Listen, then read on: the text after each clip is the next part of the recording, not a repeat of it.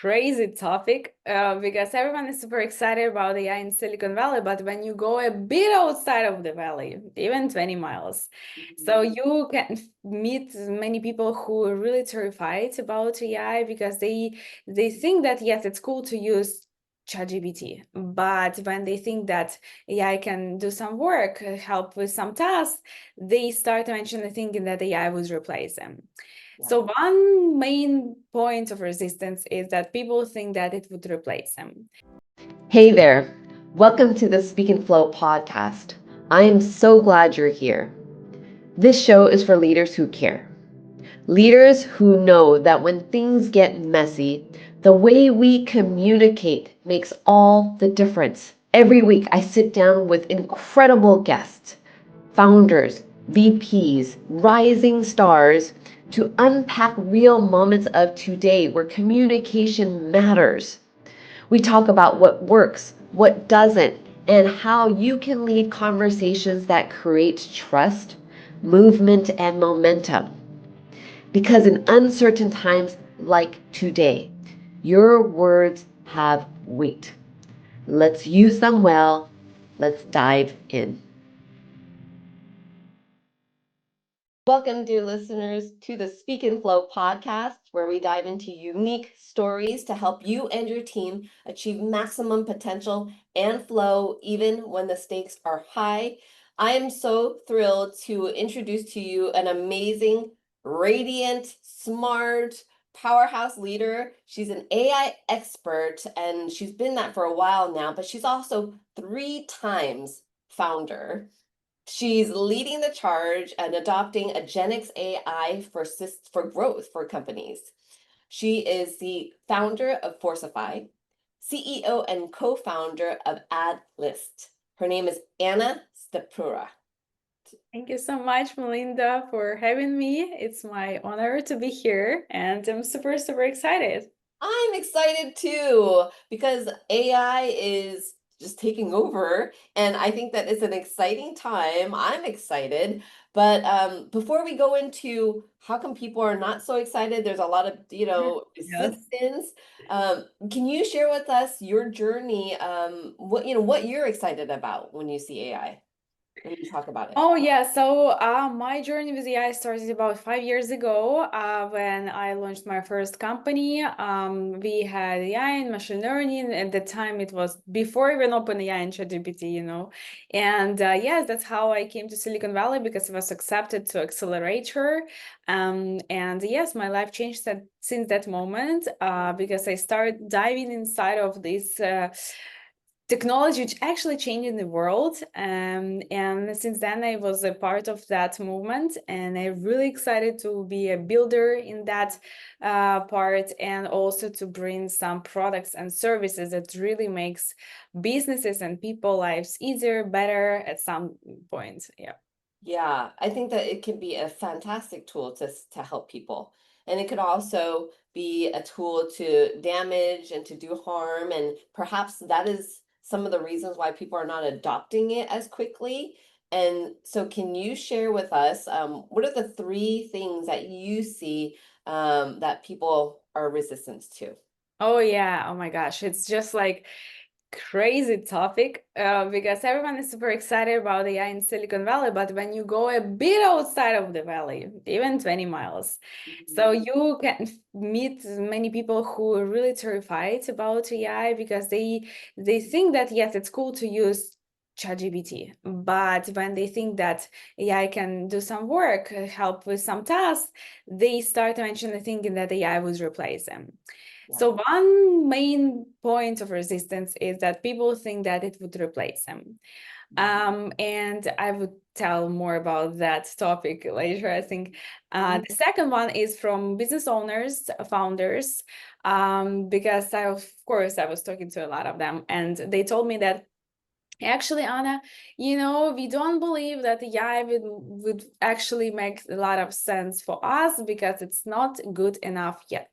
It was the main concern, I would say, a year ago when, of course, the AI was not that powerful as everything, right? So, of course, we are evolving, everything's getting better. But yes, it was the second concern. And I would say the third concern was that decision makers, C-level executives, founders, sometimes they are not adopting AI because they feel that there is decision-making fatigue. There is too much AI, especially when people come to San Francisco to some conferences, and I'm from here, so I live here. And I meet them and they was like, oh my God, how to make a decision to buy some AI marketing tool? I do not know because there is like hundreds of them and we don't know what is the best and so on. And they just end up doing nothing. So Yeah. the third, like very opposite, but also resistance in adopting AI. Yeah. And if you think about it, then over the next 3 years, there's going to be companies that adopt it rapidly, and then other companies that may adopt it slowly, and then companies that don't adopt it at all in the next 3 years, maybe they wait, right? There's a couple, there's a different variety of ways to go about it. I'm wondering, what are the things that you think might happen when a company does not adopt it fast enough? Sometimes when you do nothing and then you eventually end up with the best solution with the most powerful, it's already great. Like I think like almost no difference with those companies who was always involved and always was up to date. But like it's not how our brain works. We either have our innovation mentality in our brain or we don't. Of course, we can try to bring it, and we can bring it actually by testing, trying, iterating. But many times what I've seen among leaders, that they could be like innovative or not innovative, sometimes more traditional, sometimes more innovative. Those who are innovative, they try to experiment, they subscribe for $100 tool just for themselves or give it to some other manager. Do not buy for the whole organization, but they already there, they're testing, they're seeing what works the best for their company, because of course every company is unique and you have to to find what fits your needs. But those who are traditional, they can try one tool which is not satisfied them. Maybe it was not very good quality, maybe that was not according to the needs, and they just nothing works, and that's it, and they continue doing everything manually. But I do believe that especially in this era of transition, when we have such a powerful technology, which we still need to figure out how to use in the right way, in the best way, to make the most of that, we have to have that at least, I don't know, like let's say 10% of your time capacity or budget for experimenting, for testing, for bringing that. Because if you do that, eventually one of the experiment would work and it would bring a huge result to a company. If you do not do that, then you can wait, and then you can maybe hear from some of your friends, co-worker, that something is working very well and just rapidly adopt it, and that's good. But usually it doesn't work like that. You have to have that mentality. Well, this goes to one of the three resistance points, which was the founder. And a lot of the founders today are not adopting it because there's so many options, and they're over like decision fatigue. So like you mentioned, maybe just start with one or two tools. But if I'm a founder, maybe do I start to think about what is the direction that I want the company to go? Especially, we talked about how AI can propel us 10x bigger, right? So wouldn't that be, for me as a founder, if I could see what is my 10x like version of myself, then I could probably think about, is that the right thing? Think about what is the tool that can help me and the organization, and then start to test that. Yes, kind of. But that's what I see. There is a huge need for, let's say, consultancy or having someone who is understands a bit more than you, because many times founders come and say like, oh, we really have this problem and we think that can we have this tool? And many times they come up with something very unique that Yeah. you have to build the tool from ground up. Yeah. And this is not a cheap solution would be. And maybe they would not have a huge ROI, return of investment, out of that, because they would invest, I don't know, like a few $100,000 or $1 million in building that specifically custom for them. But the usage of that would be not, that much. Okay. And that's why, but when you work, for example, with some consultancy or someone who is AI expert, Yeah. they tell you where you can bring AI, which can bring you the the highest return of investment. Let's say that there is a lot of solutions in marketing or personal outreaches and all of that. And if you have some old model, old system, or you do not have system at all, and it's just a mess in that part, so maybe it's a time to bring AI connected engine, let's say like a set of tools which would connect like one engine, or at least one tool, which really would fix the pain and make this process more automatic, without manual inputs, with better outcomes. Maybe you will have like 10x more leads, which would drive the company's revenue, right? And you would measure like by money that ROI. And yes, maybe it sounds not that fancy idea, rather than something what the company really come up with, like, oh, this is what we have, very unique and so on. But for that very fancy idea, you would invest $1 million and maybe very small ROI. And for that, you would invest $200 for a tool for whole your team, and it would bring results. Got it. That makes a lot of sense because, right, like you said, a lot of if we're investing in something that's new, it's going to definitely take a lot more money. But if you're looking at what is the pain point of the organization, and then how can AI speed up like my decision making or productivity, whatever the pain point is for the organization, because a lot of these AI tools are already developed and out there already. Yeah. Depends on the company. Sometimes really the big company really need that custom thing, and especially because they protected with the data or with other things, so they don't want to disclose any information. In this case, yes, but that should be also like the company which can afford such expenses. Right. For smaller, mid-sized companies, I wouldn't say that it would be a solution. It's better to go with something that already exists. Yeah. And what about those people that are afraid that the AI is going to take my job? What would we say? Yes, it's interesting type of personalities, I would say, because there is always was in our history such a transition points, some moments in history where the humanity actually make a huge leap to the better future, to the more developed future, and so on. And I do believe that AI and this innovation has more upsides and downsides, because maybe I'm an optimistic person, I don't know, but I do believe that actually technology makes our lives better. But always it has the second part of the coins, right? And for example, remember, maybe we don't remember, but like in the history, people remember that once the machine came, like, and before that, people was riding horses, right? And they was like, oh my God, what would I do? Like, because now I don't have that job, like a whatever, horse rider. I don't know then the proper name for that job. Uh-huh. You see how much we evolved. But yes, and that people actually lost the job. And then machine came and it was much better things, it more automatic and so on. And then with the time, there's new jobs appears. So people just change the skill set and they adapt to new realities and they continue growing.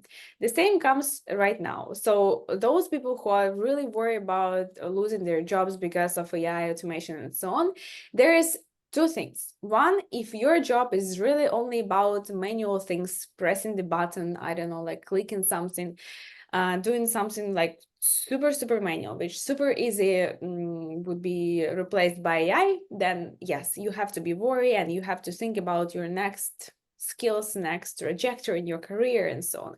But if your skills also has a lot of, let's say, proprietary data in your brain, like decision-making algorithms, how you actually think that this is good decision or bad decision, how you actually make that decision. Let's say like in advertising management, because that's where one of our company is, those media buyers with who we had a chat and we presented ad lists and they told us, oh, I really worried that it would take my job. And they started to be so closed. And I said, no, guys, you look at this, it's very completely opposite way how it should be. It actually amplifies your job because you have very unique skill sets. You have very unique understanding and knowledge in your brain. And this tool actually helps you to, let's say, serve 10 companies instead of one, 10 clients instead of one, right? So you can just give a task, iterate and orchestrate this AI worker. Like now humans evolve in completely different skill sets when they have to be responsible for the strategy, for the next decision, and actually to make 10 times more decisions at the same period of time is a very complex job. It's a very hard thing. And you have to have a lot of support, tools, knowledge, and all of that in order to be able to do that. Because also the quality of your decisions would be a major impact of the whole future. Because what would be left for you if the rest would be automated by AI? Only decision making, right? The strategy. But you have to be very good at it. So Right. yeah, that's the next step. I love that. I mean, it's so true. I love how you said this is actually going to help you be able to serve more clients rather than just serving one client. Now you can serve 10 clients. I mean, your manager would be happy, the owner of the organization is going to be very happy because now you're serving 10 clients. And then you could free up your time with making really strategic decisions for the company, right? And then taking all that knowledge that you have and actually putting it to work more often to make strategic decisions and doing things that are more of a strategic level. Is that what you're saying?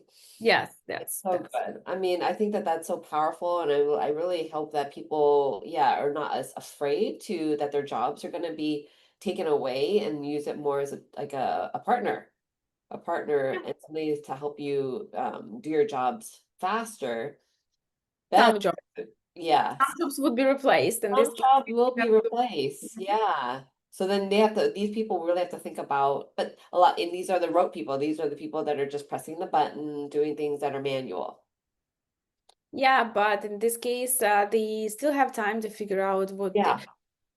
one thing which I also think very powerful. If you were the person who was pressing buttons, do that manual things all the time, you are the best expert in that and help to educate the machine and create your own company, like Exactly, I agree. yes. And that's the beautiful thing about AI because like the playing field is almost like flattened out because yes, there's that tool is at the tips of anybody who wants to learn how to use it or can adopt it. Mhm. Right. So that's amazing. And then so I think that that's so wonderful. And I think that, like you said, a lot of these things are myths or resistance. And if we can just learn how to adapt it for our own use in a way that makes sense for us, I think that that's the way to go. It's like it's going to be here to stay. Yeah. And just like the Industrial Revolution, it did take away a lot of the jobs, but then it also propelled us forward as humans. And so this is what AI is probably going to end up doing. Yes, yes, that's the 100%. But like that has a very great opportunity and potential for all of us. Because imagine if everyone would use AI for a better outcomes, for faster outcomes, for 10x outcomes. Of course, there would be not such case that I'm using, you are not. Of course, if it's available for everyone to some extent would try to use it. Someone is on maximum capacity, someone at least 3% of capacities and so on. But what would end up happening that we as a human beings would just evolve 10x faster than before. Yes, everything would be happening faster. Right now, even in the company, in the startup industry, um, if before to reach 100 million revenue, it would take, I don't know, like 8 years. Right now, we've seen like companies that are doing records and reaching that point in a year or 2 years. Yeah, It's just so much fast. It's not easier, I mean, because it requires different skill sets, but the thing is that everything just happening faster and faster in this world, and that's the point. And people have to adjust. We have no choice. You cannot resist and saying that I would not use AI because I'm afraid that it would replace me, or because I still do not believe how good is it and so on. We yeah, all will be there. Like internet came, maybe some people was against of the internet, but that changed the whole trajectory of the human history. The same is happening right now, and you have no choice just to be a part of this revolution. And that's yeah, yeah, it's here. So I'm curious because you mentioned that it's going to help us do our jobs faster, right? 10 times faster. What do you think that this will do to our concept of time? And I'll give you an example. So I had mentioned earlier that I have allergies right now because I have mold in my house, and so we're doing this complete remediation. And so I've moved out to a different place with my daughter. And my daughter, this new place has no TV. And she's like, wow, I have so much time. I don't know what to do with myself, right? And then we're trying to think of why do you feel like that? And I was like, oh, there's no TV here. There's no because she's constantly when she goes to my house, she's a studious worker. She also does gymnastics and volleyball, and she does her homework, and then she also spends time on the TV. So I feel like a lot of those things, especially with the TV, take up some of her time. And then when you take it away, it kind of feels like there's more spaciousness. With this adoption of AI and more, it feels like there's more to do because they're doing things faster. It was taking up the space in our time, like our concept of time. Like, what do you think that that does? And you hear like people getting more information and faster, and it feels like we have no time. Yeah, I mean, that's a good question. Like we are not at the point when we already doing 10x faster everything. It's Yeah, not yet there. We yeah, will reach some at some point, but now, according to research, it shows like a very small difference between like the manual task and with AI because it requires always iteration and reviewing the results after AI. But of course, it's getting better, so it requires less and less time, and we see like already the spike in the productivity finally. mhm, But in terms of productivity, yes, comparing to my work schedule, let's say before AI and now, nothing changed. I still work 8 to 10 hours a day. Sometimes I work during the weekend, but just because it's my type of personality, not people are like that. I know that it's very big trend in Silicon Valley that a lot of people working right now like tremendous numbers of hours just because they really like the technology and they would like to do something on their own with that. Launching the business, creating the app, all of that. And of course, it requires time. If you talk about, let's say, other type of personalities, I would say that because we have such a fast-paced world, uh, right, it just requires also some, I would say, maybe more time for our organism to relax. I don't yeah, know how to say it because like everything is so intense that sometimes you really have to like spend a few hours without doing anything or right, like be in silence. yeah. I think so. I truly believe that. I think it makes it more important because things are going so fast that we take intentional time. Like you said, and maybe after 8 or 10 hours, you're done. You go to silence, you go do your own thing to reset, to recalibrate, to use because our nervous system, our body, needs a little bit of rest and recalibration. And so I think just have that intentional time.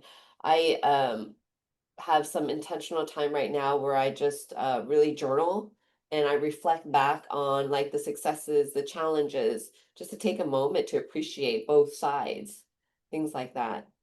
Mm, it's a good practice. I also think that we would have more events in our life comparing to people who lived like, let's say, 10, 20, 50, 100 years ago. It would Yeah. be just so much density of events. Yes. Imagine before, like if you feel, I literally, I feel it in 2025, it's just some year where the density of events, like good and bad and medium, it's just like so much more than ever before. Right, right. And that's why I'm a little concerned about how people feel. But then it feels like it goes by so fast because there's so many events. And then Yes, yes. then your year is going to go by so fast and it's over. So then, yeah, taking that time to just slow down and carving out no events, blocking Yeah, it it's off as like, much as possible. Yeah, yeah, yeah, sometimes like when I look at the even like my phone, like the photos from the months right now, if before people was like posting something about, okay, this week was today or something like that, right now people posting like October and 10 pictures because it's just so fast. And there's so much events, and sometimes in 1 month it could be literally like 10 life changes events. yeah, Like never before, like before you had everything in a year, like today in a month, and way before maybe it should be happening in a decade. So I think, yeah, we would live like a few lives comparing to the previous generations. You know, like just so much things You're that, right. You're right. And we're living yeah. other people's lives because we see all of their events. Yeah, also as well. No wonder why we're exhausted. But Yes, this and is it's so just like fun. at the end of the day, it's just like no news, nothing. And also, I feel like right now people start using sometimes less social media because they're overwhelmed. Right. Because there's already so much events in your life, plus so much events in everyone's life. You Right. cannot, you cannot do that to Right. your, yeah. Right. Right. And then you're constantly trying to move things forward, new projects, new companies, like, and adopting that with all the Yeah. people. So yeah, so I really appreciate this conversation because it's like taking a pause and I think about that in my own business and think about how AI is impacting the world, and it's really great to have an AI expert like you to teach us, to shed some light about what is happening so we can all kind of get a grasp of an understanding of how it can impact us. And so I really appreciate your time. And so as we close, can I ask you one question that I ask my guests? Is what is that one leadership golden takeaway that you want people to remember? I would say that my main character, I would say that I'm resilient. And the resilience, I think, one of the very good character of every leader. But also, as a rule, I always use to myself that you have to be an example. And if you would like that someone would be always on time, you also have to be always on time. If you would like someone would stick to their words, you always has to do what you said you would do. And yeah, if you always lead with example, then eventually you build the whole culture and the whole company with the same people like you, or they become by your example with the similar characters. Oh, I love that. I love that. And the people who are with you in your company, they're very fortunate to have a leader like you who is innovative, also caring and kind, and really think about, yeah, others. So I really appreciate you. Thank you so much, Melinda. It was my pleasure. It's a beautiful conversation. Yeah. So fun, so fun. And how can people get a hold of you? Yeah, I have my LinkedIn there, where I'm very active, Anna Stepura. I also have my YouTube channel, but we cannot communicate there. It's only where I post content about AI in business, actually. So it also the name Anna Stepura, and we talk about different use cases and different new technologies there, but in a very human-like conversation without technical words, I would say, just plain English, which would be understandable for everybody. And yes, I love that. So check her out, check out her YouTube, learn some things, or also reach out to her on LinkedIn. perfect. Thank you so much. Yes, it was a pleasure to speak with you, speak in flow, because I literally feel that flow once I was talking about the topic which I'm really passionate about. I love it. We were in flow. Thank you, Anne. And thank you, audience, for being here. I trust you got your golden takeaway. Remember, be kind, be a role model as a leader, do what you say, and people will follow. And so remember that. And until next time, I am your sister in flow. May prosperity flow to you and through you and onto others always. Take care. Bye bye. Thanks for tuning in today. If this conversation sparked something for you, if you're thinking, we talk a lot in our organization and things still fall through the cracks, we're not getting the results that we want, I've got something for you that might help. It's called the Accountability Self-Assessment, and it takes less than 60 seconds. In one quick review, you'll get real insights as to why accountability and results are slipping on your team. And you'll walk away with a legacy accountability card. It's a simple one-pager framework to help you and your team move talk to traction. Because the legacy of you and your team is built more than just meetings. It's built on clarity, consistency, and follow through. So grab it today. Go to speakandflow.com or click on the link in the show notes. It's free, fast, and built for busy leaders like you. See you next time. Until then, keep communicating with impact and momentum.